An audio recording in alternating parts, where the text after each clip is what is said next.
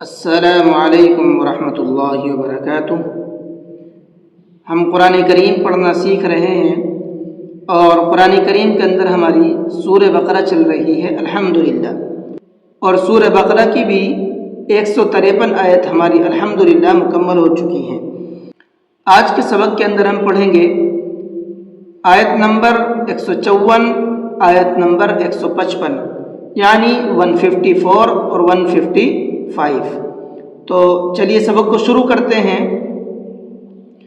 اعوذ باللہ من الشیطان الرجیم،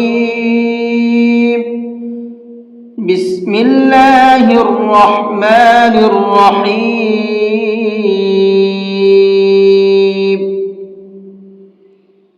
ولا تقولوا لمن يقتل في سبيل الله أموات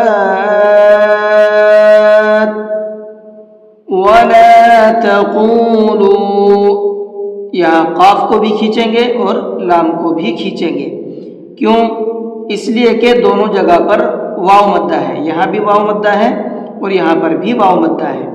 واو ساکن سے پہلے پیش ہے، یہاں پر بھی واو ساکن سے پہلے پیش ہے۔ واو ساکن سے پہلے اگر پیش ہوتا ہے تو اس واو کو کھینچ کر کے پڑھتے ہیں، وہ واو مدہ کہلاتا ہے۔ لمن یقتل، یہاں نون ساکن کے بعد میں یا ہے، اور نون ساکن کے بعد میں اگر یا آتا ہے تو وہاں پر بھی غنہ کرتے ہیں۔ لمن یقتل فی سبیل اللہ، اللہ کے لام کو باریک کر کے پڑھیں گے، یہاں فی سبیل اللہ نہیں پڑھنا ہے، باریک پڑھنا ہے فی سبیل اللہ۔ کیوں؟ اس لیے کہ اللہ کے لام سے پہلے زیر ہے، اللہ کے لام سے پہلے اگر زیر ہوتا ہے تو وہاں اللہ کے لام کو باریک کر کے پڑھتے ہیں۔ بل احیاء ولکن لا تشعرون۔ احیاء، یہاں پر دو قاعدے ہیں۔ پہلا قاعدہ ہے، ایک تو بڑا والا مد بنا ہوا ہے، اس بڑے مد کو 4 سے 5 الف کی برابر کھینچ کر کے پڑھیں گے، اور 4 سے 5 الف کی برابر اگر ہم ٹائم کے حساب سے لگائیں تو 4 سے 5 سیکنڈ ہوتا ہے، تو 4 سے 5 سیکنڈ تک اس کو کھینچ کر کے پڑھیں گے۔ اس کے بعد میں دوسرا قاعدہ ہے، یہاں پر غنہ کریں گے، اس لیے کہ یہاں یہ تنوین ہے اور تنوین کے بعد میں واو ہے۔ تنوین کے بعد اگر واو ہوتا ہے تو وہاں پر بھی غنہ کرتے ہیں۔ احیاء، اس طرح سے۔ ولیکن لا، یہاں بھی دو قاعدے سمجھیے گا۔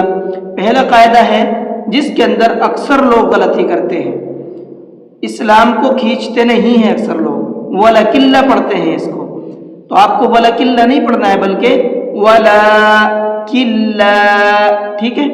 وَلَنَبْلُوَنَّكُمْ بِشَيْءٍ مِّنَ الْخَوْفِ وَالْجُوعِ وَلَنَبْلُوَنَّكُمْ، یہاں پر بھی دو قاعدے آپ کو بتانے ہیں۔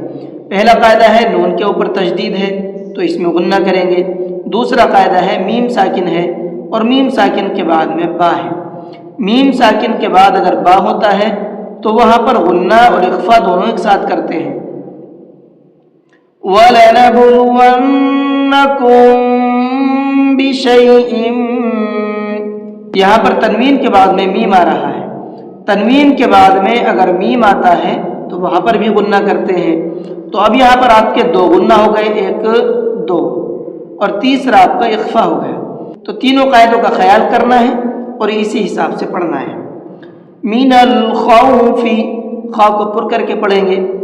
والجوع، یہاں میں نے آیت کی ہے لیکن آیت نہیں ہے، جب آیت نہیں ہوتی ہے بیچ میں آیت کرنی پڑ جاتی ہے لمبی آیت ہو جانے کی وجہ سے، تو پھر تھوڑا سا پیچھے سے لوٹا کر کے پڑھتے ہیں۔ والجوع ونقص من الاموال والانفس والثمرات ونقص، صاد کو پر کر کے پڑھیں گے، اور تنوین کے بعد میں میم ہے تو یہاں پر بھی غنہ کریں گے. والثمرات، یہ سا ہے، نہ شین کی آواز نکلنی ہے، نہ صاد کی آواز نکلنی ہے، اور نہ ہی سین کی آواز نکلنی ہے. یہ جو میں نے آپ کو 3 لفظ بتائے ہیں، ان تینوں لفظوں کے اندر سیٹی ہوتی ہے، تو آپ کو سیٹی سے بچنا ہے. اس کے اندر سا کے اندر سیٹی نہیں ہوتی ہے. اور اس کا مخرج کیا ہے میں آپ کو بتا دوں. اوپر والے سامنے کے جو 2 دانت ہیں ان دانتوں سے زبان کی نوک کو ٹچ کریں گے اور ہلکا سا زبان کو باہر نکالیں گے تو یہ آپ کا سا نکلے گا، اور اس کے اندر بالکل بھی سیٹی نہیں نکلے گی. پھر آپ کی والثمرات وبشر الصابرین، صاد کو پر کر کے پڑھیں گے. تو الحمدللہ آپ کی یہ 155 آیتیں مکمل ہو چکی ہیں. اور اس سبق کے اندر جو میں نے آپ کو آج کا سبق بتایا ہے، جتنے بھی تجویدی پوائنٹ ہیں، تجویدی قاعدے ہیں، میں نے آپ کو یہاں پر بتا دیے ہیں. آپ ان تمام قاعدوں کا خیال کیجئے اور ٹھیک اسی طریقے سے پڑھنے کی کوشش کیجئے جس طرح سے میں نے آپ کو بتایا ہے. اور پھر پڑھنا کیسے ہے ایک بار میں آپ کو پڑھ کر کے بھی سنا دیتا ہوں. وَلَا تَقُولُوا لِمَن يُقْتَلُ فِي سَبِيلِ اللَّهِ أَمْوَاتٌ بَلْ أَحْيَاءٌ وَلَكِنْ لَا تَشْعُرُونَ.